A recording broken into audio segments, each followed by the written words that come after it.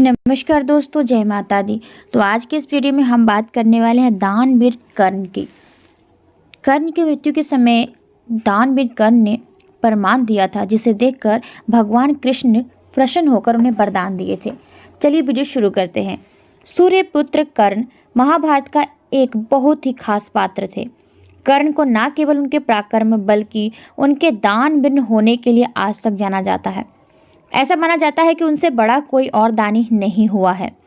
भगवान कृष्ण खुद भी कर्ण को सबसे बड़ा दानी मानते थे, लेकिन ये बात अर्जुन को बिल्कुल पसंद नहीं थी।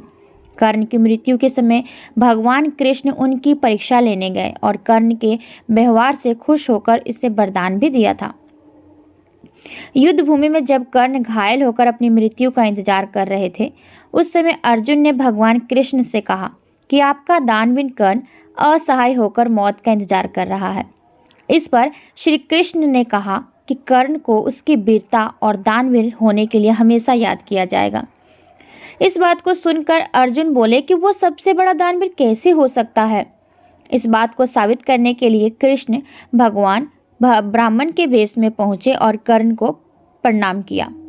इस पर कर्ण ने उनसे वहां आने का कारण पूछा तो ब्राह्मण ने बताया कि मैं आपसे कुछ दान मांगने आया था, लेकिन आपकी हालत देखकर अब कुछ नहीं मांगना चाहता, क्योंकि आप इस हालत में क्या दे सकेंगे।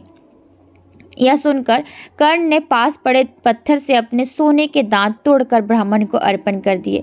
इस दानवीरता से प्रसन्न होकर भगवान कृष्ण अपने वास्तविक रूप में आ गए और कर्ण को वरदान मांगने को कहा। तब कर्ण ने 3 वरदान मांगे। कर्ण ने वरदान के रूप में अपने साथ हुए अन्याय को याद करते हुए भगवान कृष्ण के अगले जन्म में उसके वर्ग के लोगों को कल्याण करने को कहा। दूसरे वरदान में भगवान कृष्ण का जन्म अपने राज्य में लेने को मांगा और तीसरे वरदान के रूप में अपना अंतिम संस्कार ऐसा कोई करे जो पाप मुक्त हो जाए। इसीलिए भगवान कृष्ण ने उनका अंतिम संस्कार अपने हाथों पर किया था। ये दानवीरता देखकर अर्जुन को प्रमाण मिल चुका था कि कर्ण से बड़ा कोई दानवीर हो ही नहीं सकता।